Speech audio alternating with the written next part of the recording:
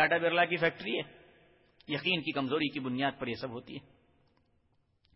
اب معلوم ہوا کہ وہ بیچاری ماں کے گھر پہنچ گئی ہیں.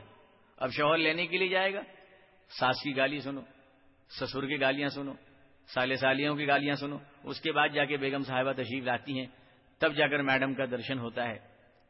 وہ صحابی رسول اپنی بیوی سے فرماتے کچھ انتظام ہوا؟ بیوی کہتی دیکھیے تو ابھی تک تو کچھ نہیں آیا. وہ صحابی فرماتے ہیں میری نماز میں کوئی کمزوری ہوگی, کیونکہ حضور صلی اللہ علیہ وسلم کا وعدہ تو سب سے سچا وعدہ ہے.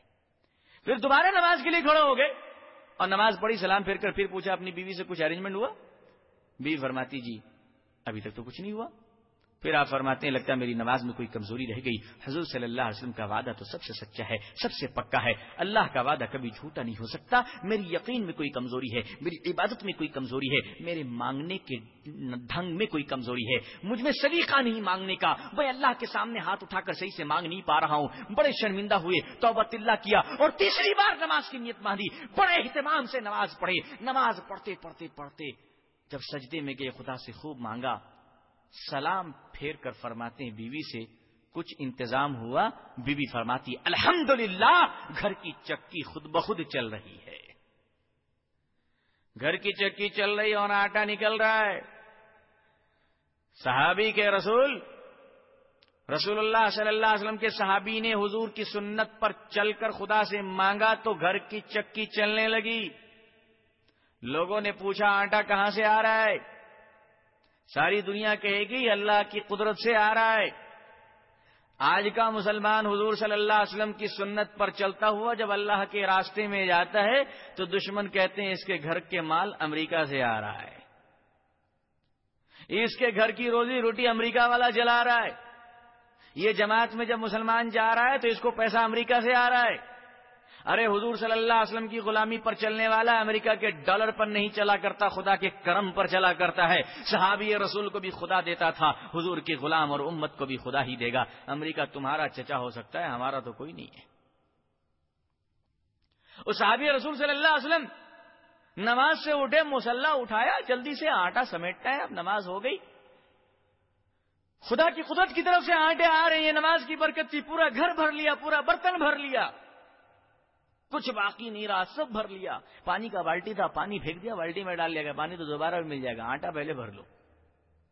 پورا فل ہو گیا. جب آدمی کا پیٹ بھر جاتا ہے تو اسے نئی نئی چیز نظر آتی ہے. گھر کے پورے برتن بھر گئے. اب صحابی رسول فرماتے ہیں صلی اللہ علیہ وسلم کہ آخر آٹا کدھر سے آ رہا, ذرا میں بھی تو دیکھو. چکی اٹھایا, آٹا بند. صحابی رسول صلی اللہ علیہ وسلم نے جا کر حضور صلی اللہ علیہ وسلم سے یہ واقعات بیان کیے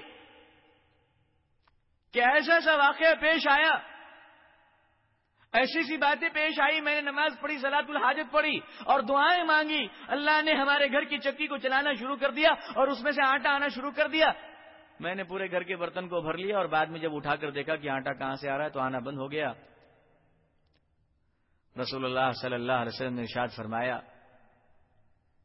کہ اگر تم اس چکی کو اٹھا کر نہ دیکھتے تو قیامت تک آٹا آتا رہتا اور میری امت کو یہ آٹا ملتا رہتا. یہ دیکھنے کی وجہ سے بند ہو گیا. یہ نماز کی برکت ہے, یہ نماز کی تاثیر ہے, یہ نماز کی خاصیت ہے.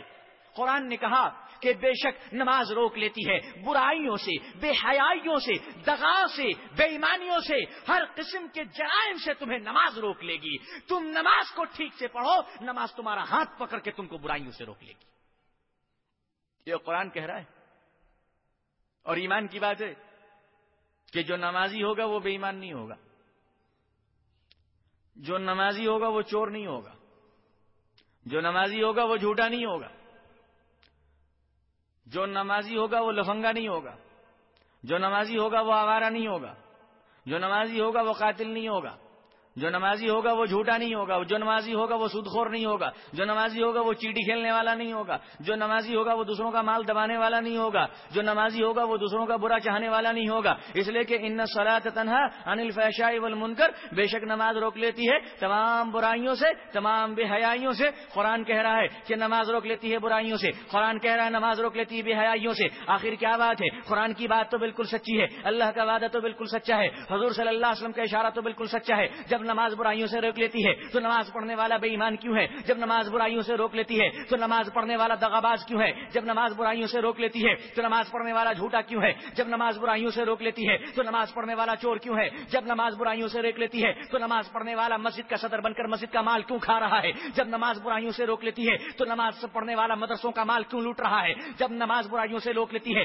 تو نمازی یتیموں کا مال کیوں کھا رہا ہے؟ جب نماز برائیوں سے روک لیتی ہے تو نمازی دوسروں کی زمین کیوں ہڑپ رہا ہے؟ آخر سوچنا تو پڑے گا کہ بلیک میلنگ کہاں ہو رہی ہے، آخر دیکھنا تو پڑے گا کہ گڑبڑی کہاں پہ ہو رہی ہے، آخر دیکھنا تو پڑے گا کہ ملاوٹ کہاں ہو رہا ہے۔ اصلی گھی میں تو گھی کی خوشبو آنی چاہیے، گھی جب تک اصلی ہے اس میں ڈالڈا ملا دو گے وہ اصلی نہیں ہوگا، اس کی تاثیر بدل جائے گی، اس کا فائدہ بدل جائے گا، اس کے مقاصد بدل جائیں گے، اس کی منزل بدل جائے گی۔ حضور صلی اللہ علیہ وسلم کے فرمان کو اگر تم نے پورے طور پہ پکڑا ہے تو خدا کی قسم تمہاری نمازیں تم کو برائیوں سے روک لے گی، لیکن بے ایمانو تم نے تو یہاں بھی ملاوٹ کر دی، تم نے گھی میں ڈالڈا ملایا، تم نے تیل میں تیل ملایا، تم نے چاول میں کنکر ملایا، تم نے ہر چیز میں ملاوٹ کی، دودھ میں پانی ملایا، تم نے اسلام میں بھی ملاوٹ کر دی، تم نے نماز میں بھی ملاوٹ کر دی، تم نے سرور کائنات صلی اللہ علیہ وسلم کی سنت میں بھی ملاوٹ کر دی۔ آج ملاوٹ صاف نظر آ رہا ہے، ملاوٹ کے کیڑے اوپر سے چل رہے ہیں، ملاوٹ کے سڑان کی بدبو ناک کے پردوں کو پھاڑتی ہوئی چلی جا رہی ہے، ملاوٹ کی لعنتیں نحوستیں ہمارے گھر کے ہر آدمی کی شکل پہ نظر آ رہی ہے۔ نمازی ہے مگر چہرے پہ نور نہیں ہے، نمازی ہے مگر چہرے پہ رونق نہیں ہے، نمازی کے چہرے کو دیکھیے تو ڈر لگتا ہے، خوف لگتا ہے کہ اللہ کیسا نمازی ہے۔ نمازی تو وہ ہو کہ جس کے چہرے کو دیکھو تو خدا یاد آ جائے، جس کے چہرے کو صبح میں دیکھ لو تو دن بھر اچھا ہو جائے، مگر آج کے نمازی کو دیکھ کے نکلے تو پورا دن ہی خراب ہو جاتا ہے۔ اس نے دین کو خراب کیا، اس نے نماز کو خراب کیا، اس نے قرآن کو خراب کیا، اس نے فرمان کو خراب کیا، اس نے سنت کو خراب کیا، خدا نے اس کے چہرے کو خراب کر دیا، اس کا ایمان خراب، اس کی نیت خراب۔ جب اندر کا فنکشن گڑبڑ ہوتا ہے تو اوپر کے اسکرین میں پکچر کلیئر نہیں آتی ہے، ٹیوب میں گڑبڑی ہو تو کلر میں خرابی ہوتی ہے، اور مینوفیکچرنگ میں پرابلم ہو تو معاملہ ہی ٹیڑھا ہوتا ہے۔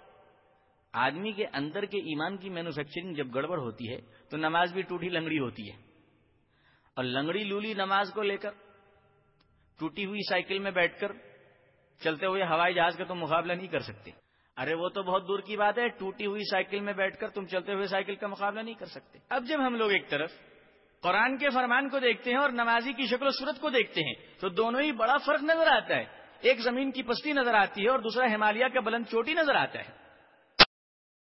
قرآن کہتا ہے نماز پڑھنے والا بے حیا نہیں ہو سکتا، نماز پڑھنے والا بے شرم نہیں ہو سکتا، نماز پڑھنے والا مجرم نہیں ہو سکتا، نماز پڑھنے والا کرمنل نہیں ہو سکتا۔ لیکن آج جو ہم دیکھ رہے ہیں کہ نمازیوں میں ایسی سی برائیاں ہیں کہ اللہ کی پناہ، نماز پڑھ رہا ہے مگر برائی پر برائی ہے، لمبی داڑھی ہے مگر برائی پر برائی کر رہا ہے، وہ رنگین بھی ہے، وہ تھوڑا نمکین بھی ہے، وہ تھوڑا بے ایمان بھی ہے، وہ تھوڑا جھوٹا بھی ہے، سر پہ ٹوپی بھی ہے، اور ساری غلط حرکتیں کر رہا ہے، پورے ترلے کاما کر رہا ہے۔ آخر وجہ کیا ہے؟ دوستو اور بزرگوں، کبھی آپ غور کیجئے کہ قرآن کا فرمان تو یہ ہے کہ نماز انسانوں کو تمام بے حیائیوں سے اور برائیوں سے روک لیتی ہے۔ آخر یہ معاملہ کیا ہے؟ اگر اس معاملے کی تہ تک آپ جائیں گے اور معاملے کو خوب غور سے دیکھیں گے تو بہت واضح طریقے سے آپ کو بات سمجھ میں آ جائے گی کہ اتنا الٹا پلٹا کیوں ہے۔ نماز جنت کی طرف لے جا رہی ہے اور نمازی جہنم کی طرف جا رہا ہے، نماز آخرت برکت کی طرف لے جا رہی ہے، نمازی لعنت کی طرف جا رہا ہے، نماز حیا کی طرف لے جا رہی ہے، نمازی بے حیائی کی طرف جا رہا ہے، نماز شرم و عفت کی طرف لے جا رہی ہے، نمازی بے شرمی اور آوارہ گردی کی طرف جا رہا ہے، نماز سچائی کے راستے پر لے جا رہی ہے، نمازی مستقل جھوٹ کے راستے پر چل رہا ہے۔ آخر ان باتوں کی بنیادی وجہ کیا ہے؟ آئیے حضور صلی اللہ علیہ وسلم کی حدیث سے معلوم کرتے ہیں۔ اللہ کے نبی صلی اللہ علیہ وسلم نے ارشاد فرمایا کہ نماز میں چوریاں مت کیا کرو۔ اب اندازہ کیجئے آپ، نماز میں چوری کرنے والا کتنا بڑا چور ہوگا۔ اللہ کی عبادت میں چوری، اللہ کے حق میں چوری، مکان میں چوری، دکان میں چوری، بینک میں چوری، اللہ کی عبادت میں چوری۔ فرمایا نماز میں چوریاں مت کرو، نماز کو نماز کے طریقے سے پڑھو، رکوع صحیح طریقے سے کرو، سجدہ صحیح طریقے سے کرو، قیام صحیح طریقے سے کرو، تسبیحات صحیح طریقے سے پڑھو، سورت کی تلاوت صحیح طریقے سے کرو، تکبیر صحیح طریقے سے پڑھنے کا اہتمام کرو۔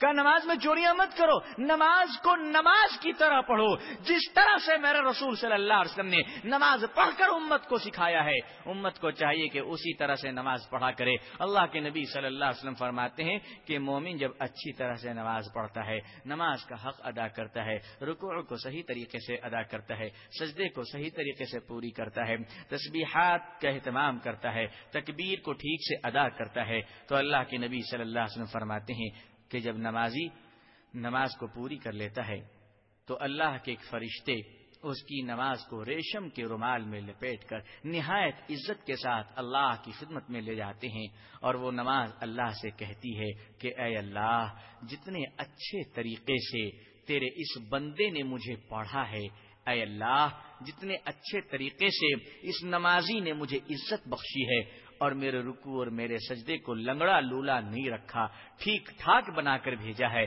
اے اللہ، نماز کہتی ہے اے اللہ، میں تجھ سے دعا مانگتی ہوں کہ میرے پڑھنے والے کو تو عزت عطا کر، میرے پڑھنے والے کو تو شرافت عطا کر، میرے پڑھنے والے کو تو شرم و حیا عطا کر، میرے پڑھنے والوں کو تو طہارت اور پاکیزگی عطا کر، میرے پڑھنے والے کو تو دنیا اور آخرت میں عافیت عطا کر۔ یہ نماز کی دعا ہوتی ہے جس کی برکت سے اللہ تعالیٰ نمازی کو بے حیائی سے بچا لیتے ہیں، بے شرمی سے بچا لیتے ہیں، تمام قسم کی بربادی سے بچا لیتے ہیں۔ دوسرا نمازی وہ ہے وضو اس طرح بنا رہا ہے جیسے ماڈرن بات کر رہا ہے،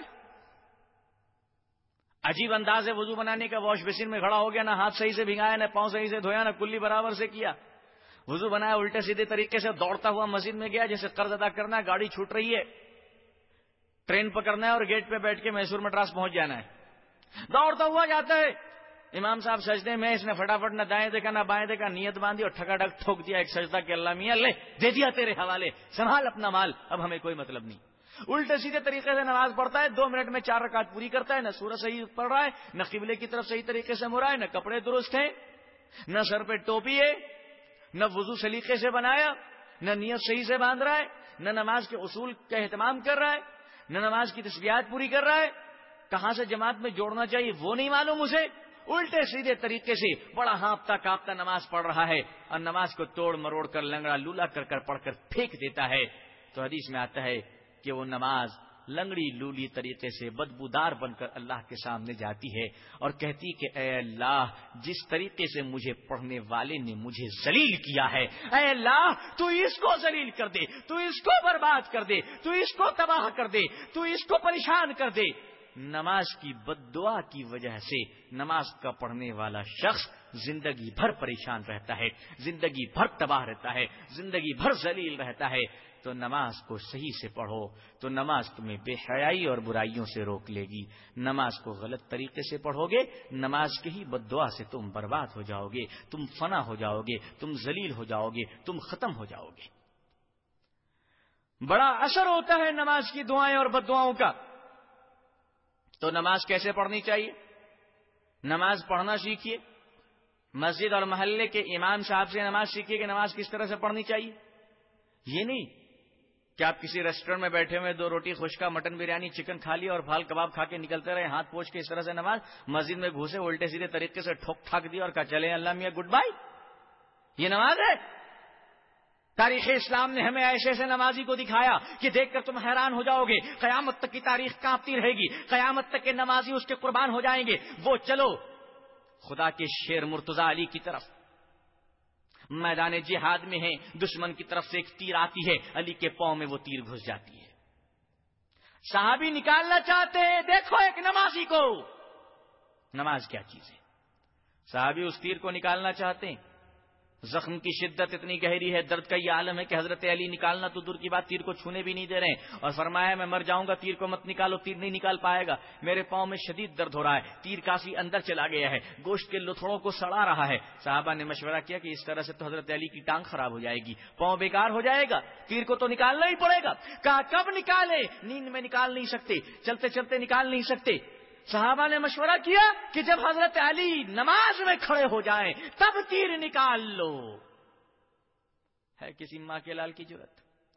نماز میں حضرت علی کھڑے ہوئے تو تیر نکال لو؟ ہم لوگ تو نماز میں کھڑے ہوتے ہیں تو سب حساب کتاب آرام سے کرتے ہیں، بیوی کو کیا دیا، بچے کو کیا دیا، دوست کیا لیا، دشمن کون لیا۔ نماز میں کھڑے